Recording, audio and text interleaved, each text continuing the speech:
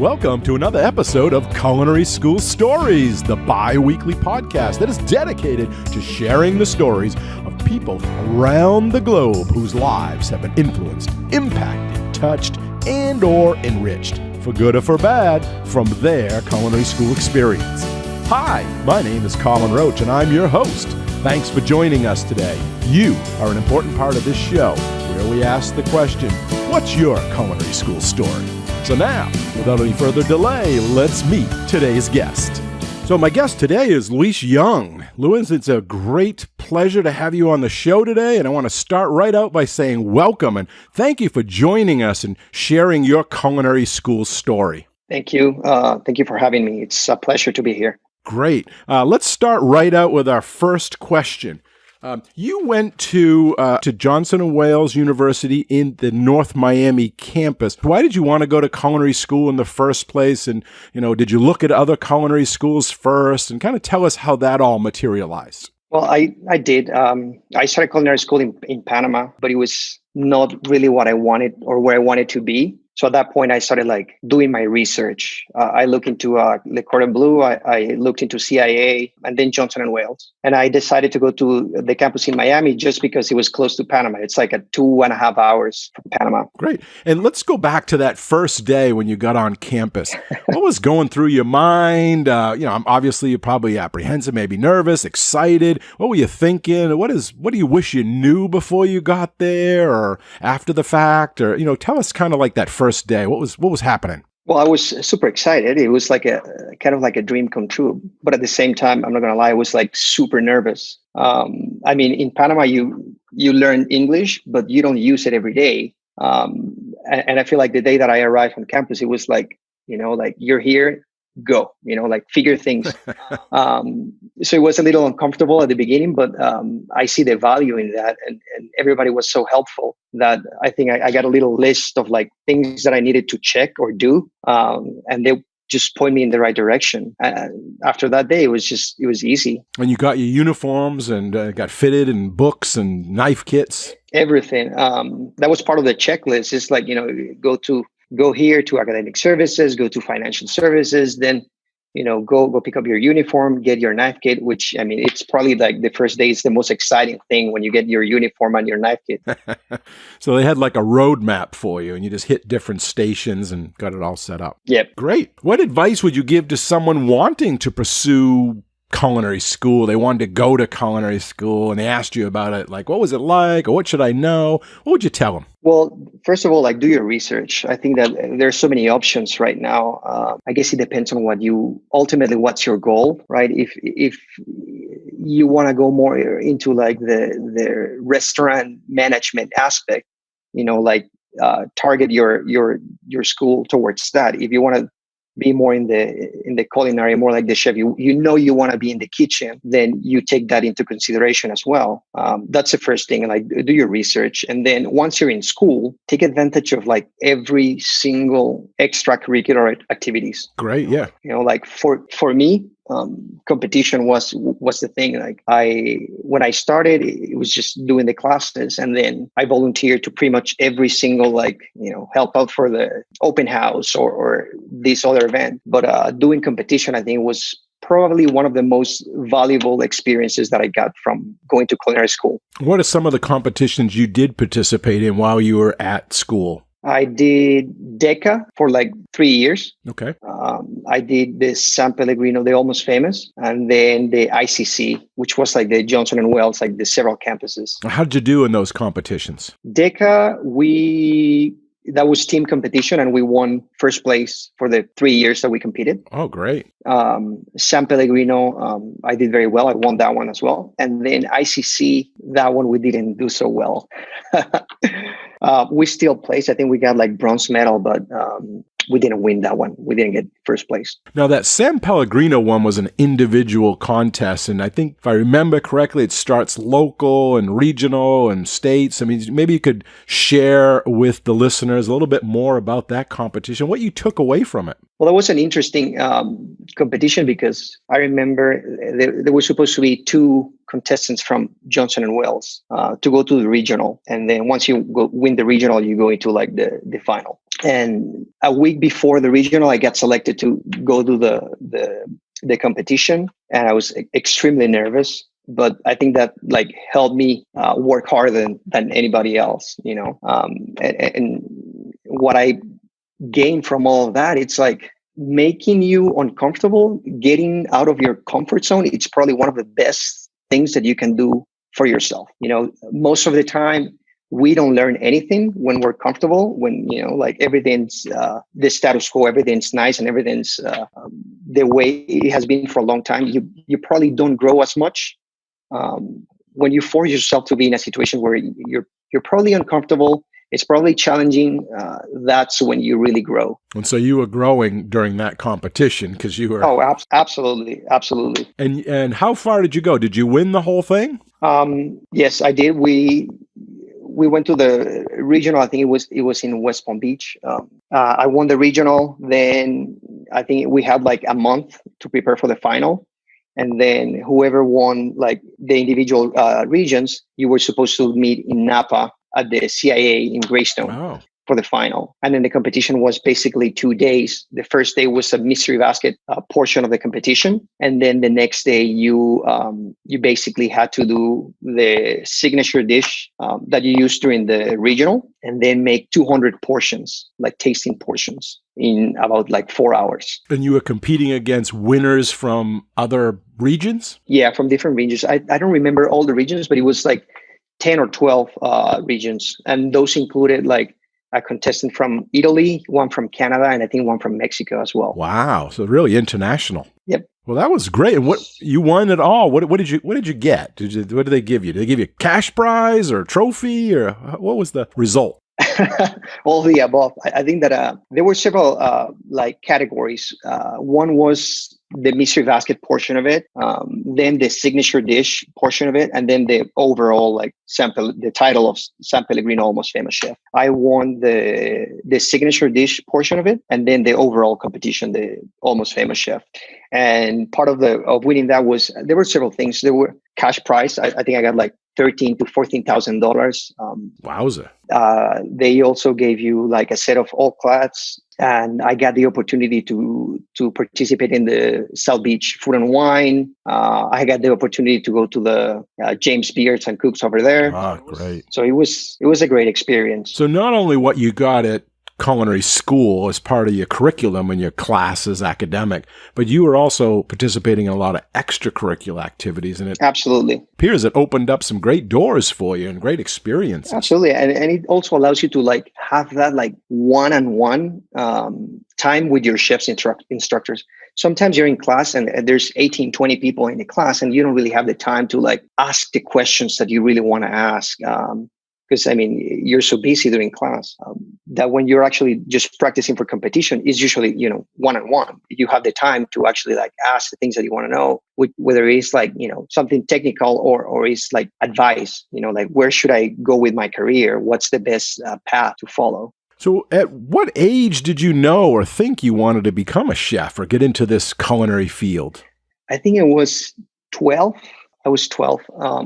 Before that, I wanted to be a doctor because since I was 3 years old, I was diagnosed with a kidney disease. And then at one point, I think at around 12, 13, my like immune system was kind of like depressed. So I was supposed to be at home during the summer. Uh-huh.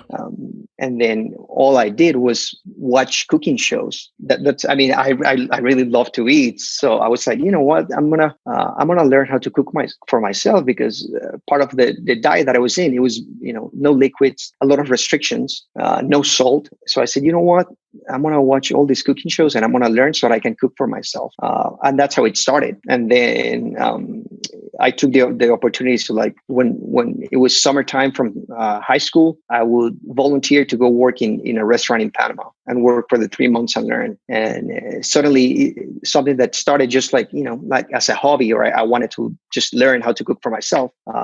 I saw it as an opportunity to help others as well. Oh, that's great. I realized that you don't need to be a doctor to help others. You know, there are other ways to help. Yeah, food is medicine, right? Mm-hmm. Were there times in which you wished to choose a different career, or did you question what going into this field, or were you like, yes, this is it, this is what I'm going to do? I think that briefly, there were points in my life where I was like, what am I doing? And it's, again, those moments where you go through difficult times. I think that the first time that I experienced working in a 3 Michelin star restaurant, and you're not used to that. I was working 16 to 18 hours a day, sleeping on a basement in the restaurant, and getting the amount of pressure that you get from the chefs at those restaurants. It was hard. I think I was 18 years old, and I've never left Panama, and suddenly I'm in Spain working in this place, and it was hard. And I was like, what am I doing? I was reconsidering everything. But the thing is, like, you go through that one day and you feel like maybe this is not for me, but you wake up the next day full of energy and passion and the commitment to do it again. And then you get beat down again one day, but the next day you wake up and you say, you know what? Let's keep pushing. Let's keep trying. That was one point. And then another point was when I was in Chicago. And I went through a similar experience working in a Michelin star restaurant. I would wake up at 5, take a bus, then get to the restaurant by 5:36. And then I wouldn't leave until 8:39. So I never really saw sunlight for the amount of time that I was there. So it was hard. And at that point, I was like, maybe this is not for me. So I moved into working in front of the house, which it was valuable. I always recommend that to everybody, all my cooks right now. Like, if you have the experience or the opportunity, like, just do it once, work front of the house. But when I was working in front of the house, I realized that it was not as engaging as I wanted it to be. I miss the rush of the kitchen. After that point, it's like I never look back, even though there are days that are hard or difficult or challenging. I never think like, you know what, I should be doing something else. I'm definitely where I want to be. So it was just the certain parts of the industry or certain categories that may have been more challenging? Yeah, I feel like one, it's the shock of like working X amount of hours at the beginning, right? We have this idea sometimes that 8-hour job, like it's not like that. It's not like that. I think that like first shock, then you get used to it and you're like, okay, but then something else, maybe like when you realize that you're working when everybody else is off, that probably for the past 10 years, I haven't celebrated my birthday. I've been always working, or that for the past 10 years, I've been working on Christmas Day. Sometimes you think about it like, what am I doing? Like life is about balance. It's about like, enjoying your job but at the same time, spending time with your family and the people that you love. But then I realized that, this is what I do. This is what I love. This is a big part of who I am. And it doesn't mean that I don't get the chance to spend time with family. It's just maybe not the same day, but the next day, like I can make it work. Sure. Did you find you went to the front of the house? Did you find it because it was easier, less demanding, or was it easier because of hours, less hours, or less stress, or how was that compared front and back of the house? I think that the hours were definitely better. Pay was better too. Oh, because you're working for tips. Exactly. Especially if you're a cook compared to like somebody that works around the house, the pay was better. I wouldn't say that it was easier. It was different. Especially somebody like me, like I'm by nature like an introvert. So it was challenging for me to like go to a table of 12 and like sure. introduce myself and talk to them. That's one part. And then it's like in the kitchen, we always were behind doors, right? So we don't really interact that much with the guests.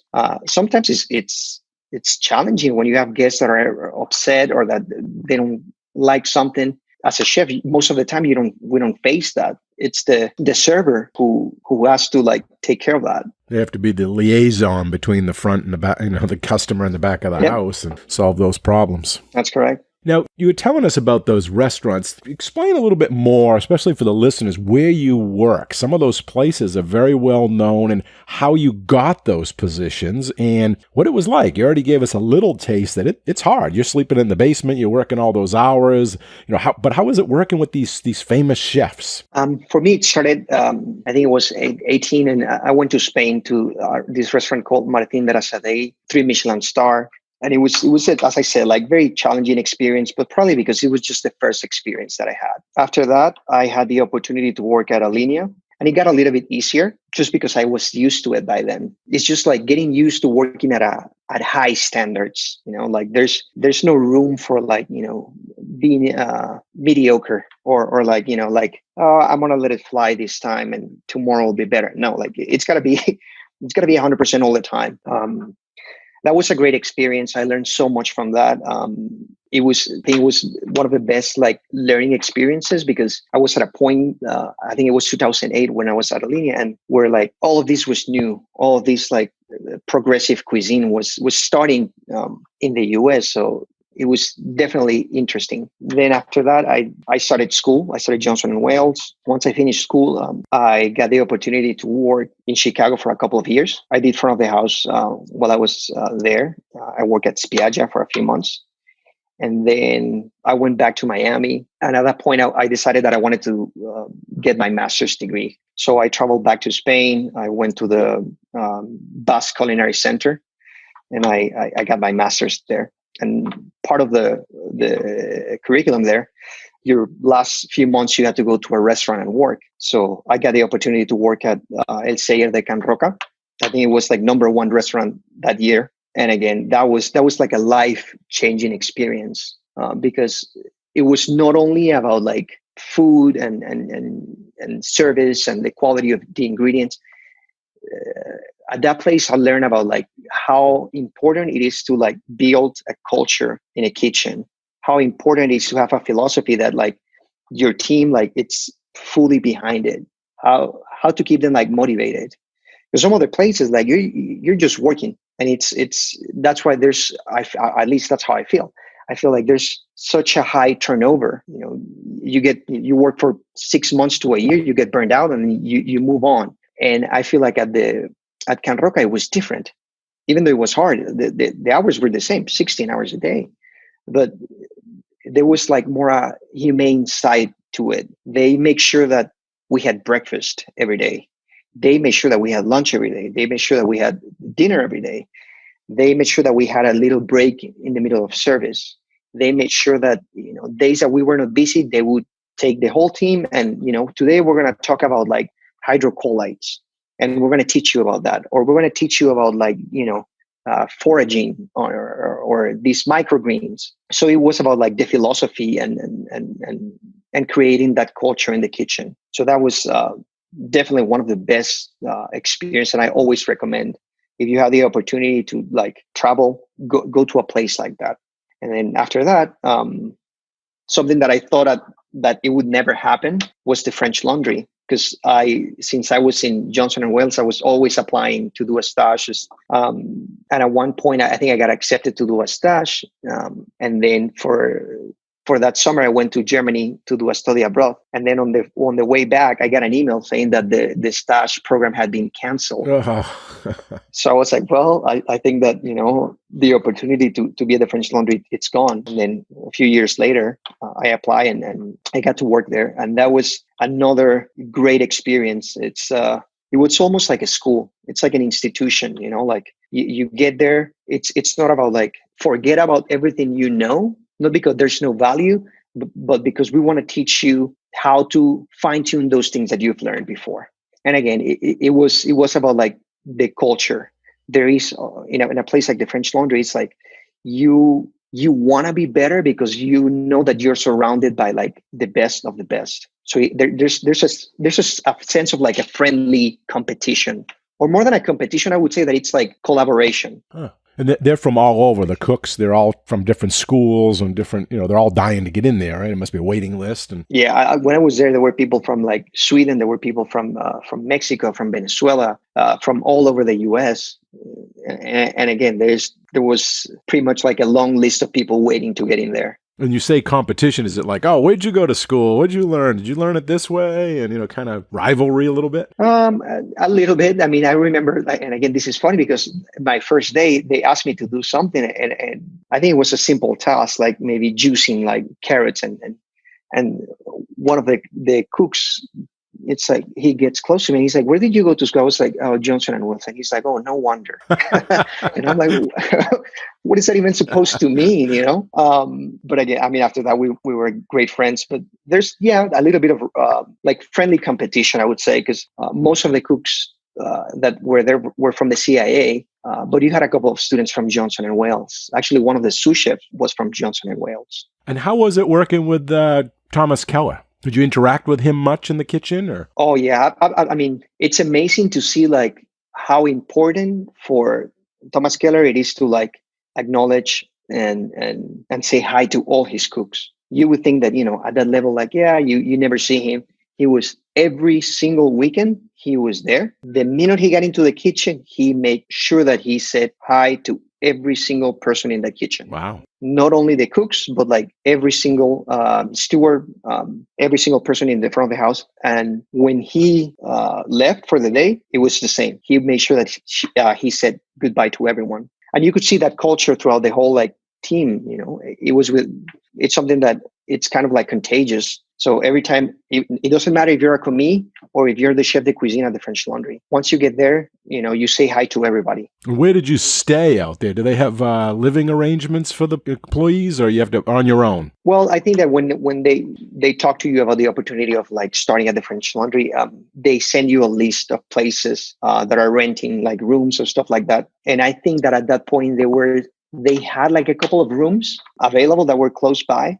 So definitely they help you. You weren't in the basement like that other restaurant. No. Luckily at that point, like I had a friend that was in Napa, so I just stayed there. If someone wanted to go to one of these, Michelin star top restaurants, what advice would you give them? How would you guide them? Or what best should they do if they wanted to follow in that route? Be persistent. It's been different in every single restaurant for me. Like Alinea, which is a funny story because my dad told me or he asked me what do you want to do? Like, what's your goal? And I was like, well, I want to work at the French Laundry or I want to work at Alinea. Those are like the best restaurants in the US. And he's like, well, you have to be a little realistic, those are the best places. What do you think they're going to, and that upset me so much because it's like, what are you talking about? Like, why not? So that day, I sent an email to Alinea, I'm sure that if this is something that I want, I can make it happen. So I sent an email and then the next day they said, you know what, when can you start? So in that case, it was easy. It was just one email and boom, the next day I got it. But in the case of the French Laundry, it took me years. I'm talking about 5 years of every single year I would send emails every 3 months. I would call. So definitely be persistent. One thing also that it works is if you're in a great city that has a lot of good restaurants, just show up to the restaurant, knock on the door and say, hey, I'm eager to learn. I'll do anything. I'll wash dishes. That's going to get you in. Once you're in, you're pretty much set, once you're there, just even if you're washing or dishes or something like that, start looking around, start learning by, just by watching, observing. And you're there, you're right in front of them. So if they need somebody or they see that you're working hard, it's easy to pick from someone that's right here in front of them than to try to recruit somebody. Exactly. Absolutely.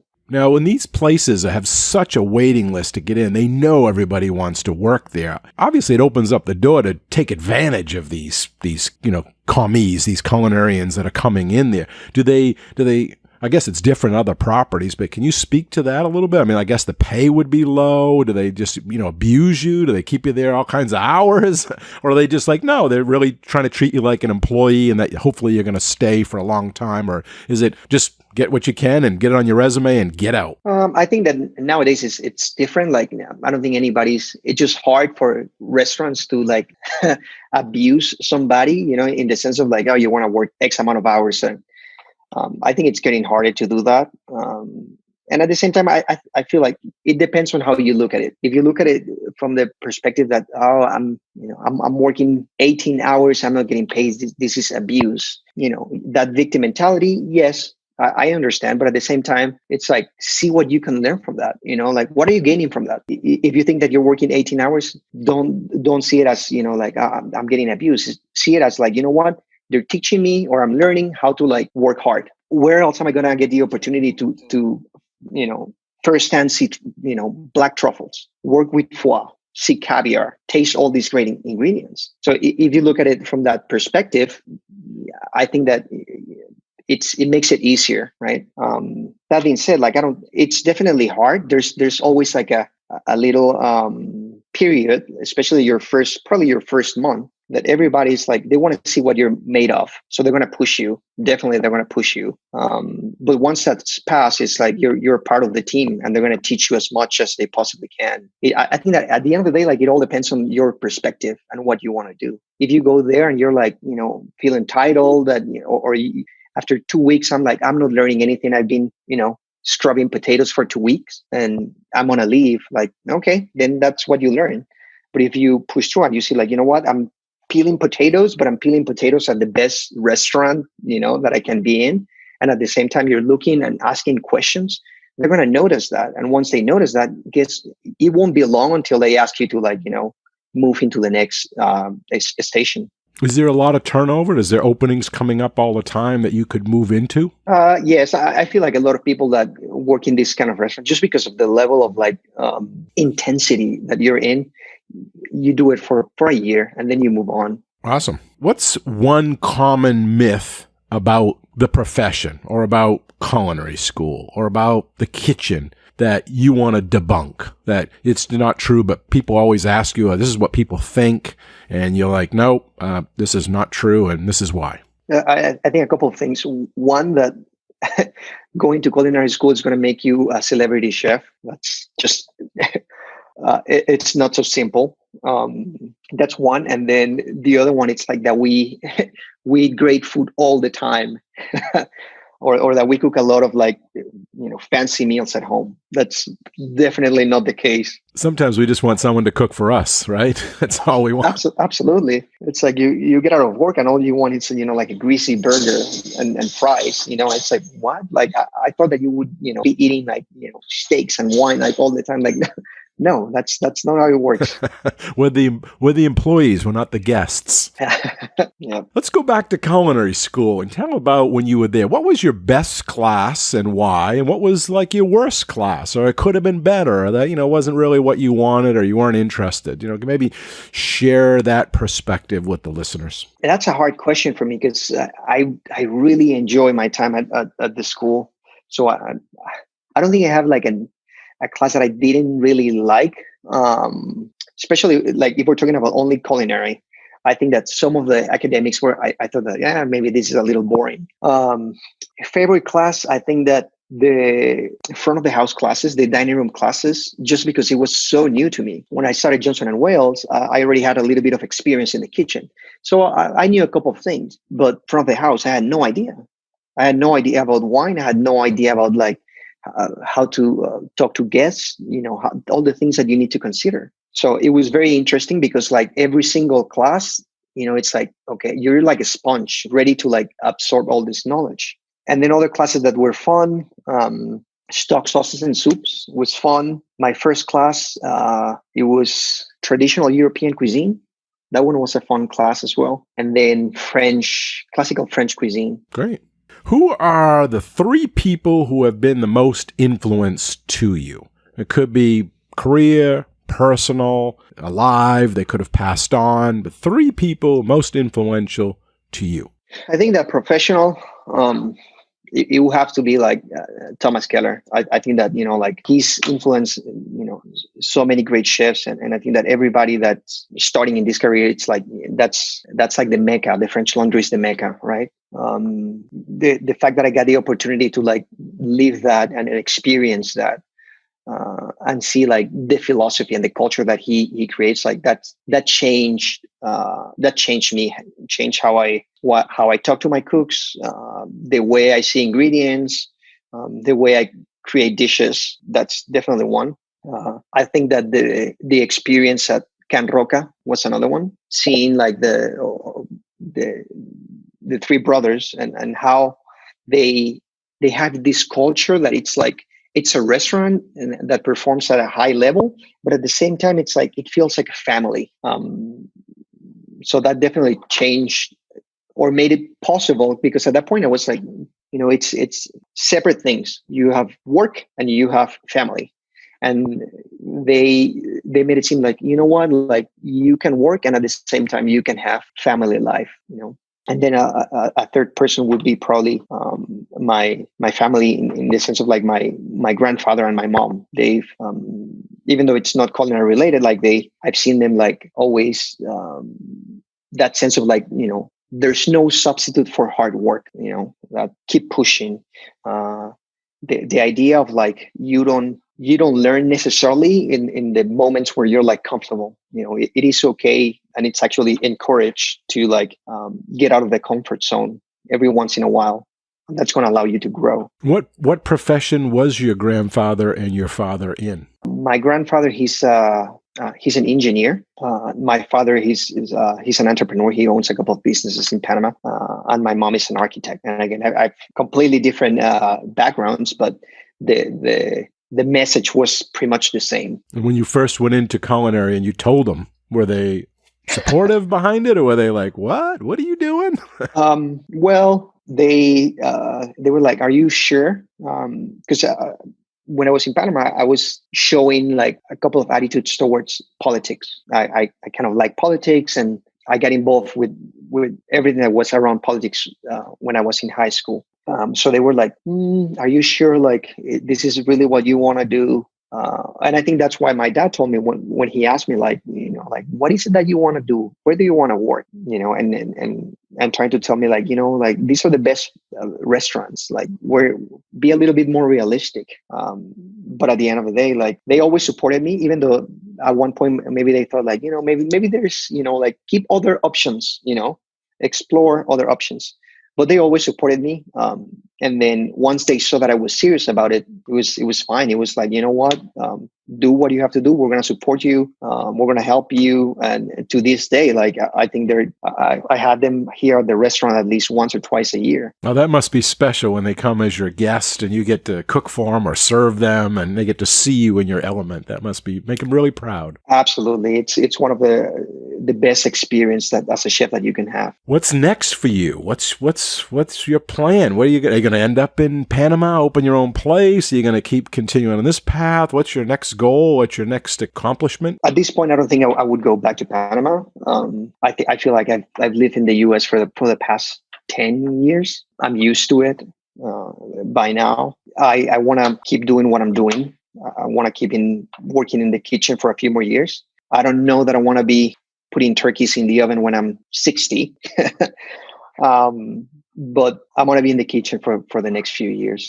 Maybe doing something, owning my own restaurant, or maybe working in a restaurant at the hotel, or a hotel like I'm doing right now. And you're in Colorado right now? Yes, I'm in Colorado Springs right now. Maybe teaching could be an option. I've always thought about that. And it was funny because I was in Panama for like 2 years. And then when I came back to the States 3 years ago, I was like, either I go and keep working or I go into teaching. And then I decided ultimately to keep working, because I said, you know what, if gaining more experience in the kitchen, it's going to allow me in the future to teach with a different perspective, give them a little bit more weight behind what the words that I'm, telling them, and actually like, talking from, this actually happened to me, as opposed to like, I've heard this, or, reading it from a book. But yeah, that's something that I always think about, like teaching.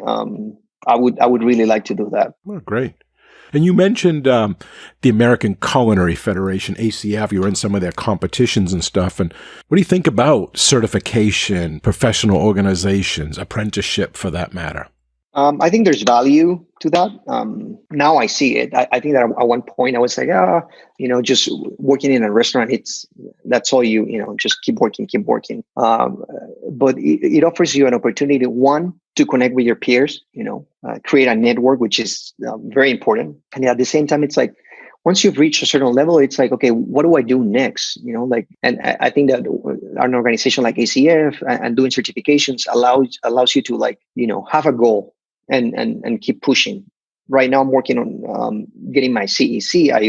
At the beginning of the year, I passed the reading portion of it, and I'm planning on scheduling my practical. And that's like, now this is my next goal, and it keeps you moving forward. Yeah, keep learning.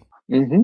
So as we come to the end of our chat today, and before we wrap up, is there any last-minute advice or guidance you want to leave with the listeners? Something you want to share? Well, as far as advice, I would say focus on learning from the best. You can do it two ways, right? Like you can be, as I said in an example, you can be peeling potatoes at a regular average Joe restaurant, or you can be peeling potatoes at the best restaurant in the country or in the state. And at the end of the day, you're probably going to learn more from working at the best restaurant. So focus on that.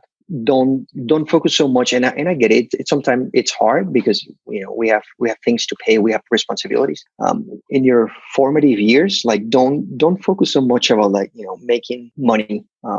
Focus about how much can you learn, because that's going to potentially make you more money in the end. Take every opportunity as a learning experience, as a learning, in the case of working in a restaurant and you feel oh my God, I'm getting abused because I'm working 18 hours. Change your perspective. Think that, this is not going to last forever. I'm not going to be doing this forever. What can I gain from this? So once you switch your perspective, things are going to be easier for you. And then be patient. It takes a lot of passion. It takes a lot of commitment. There's no substitute for hard work.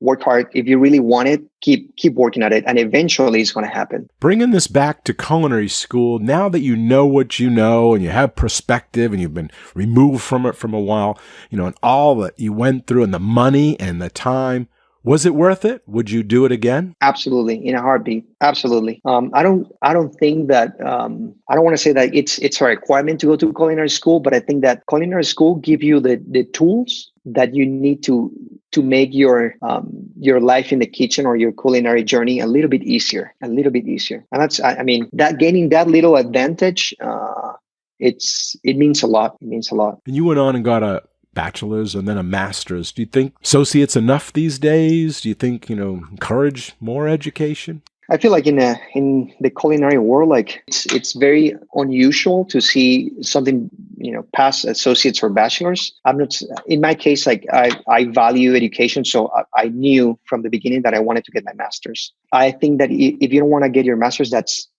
okay, but find something to look forward to. Okay, maybe it's not the education segment, but there learn how to do sous vide, maybe learn how to go into another aspect, which would be leadership, maybe psychology, because all of these things, you're going to need them in the kitchen. Yeah, good advice. Yeah, they could learn pastry, or they could learn, ice carving, something to keep them growing and excited and, in this industry. Mm-hmm, absolutely. Well, that is just about all the time we have for this episode, and I want to first thank Luis for coming on the show today and sharing your culinary school story with all of us. We really appreciate your time, your insight, and your honesty. Thank you for inviting me. It's been definitely a pleasure to be here. Okay, great. Thanks, and I really enjoyed our chat, and bye-bye now. Bye. Take care. And a big thanks and appreciation also goes out to all of you, the listeners. We hope you enjoy the show and this episode. You all are a big part of this show, so please let us know what you think. Your comments are always welcome, and they help us in making the best show possible. You can email them to culinaryschoolstories@gmail.com. That's culinaryschoolstories@gmail.com. Or even leave us a voicemail at area code 207-835-1275. That's area code 207-835-1275. And if you like the show, we have a big ask of all of you, and that is to share the podcast with everyone you know and to give us a positive rating and review on Apple Podcasts. Okay, until our next Culinary School story, take care and be well. Bye-bye. Culinary School Stories is a proud member of the Food Media Network.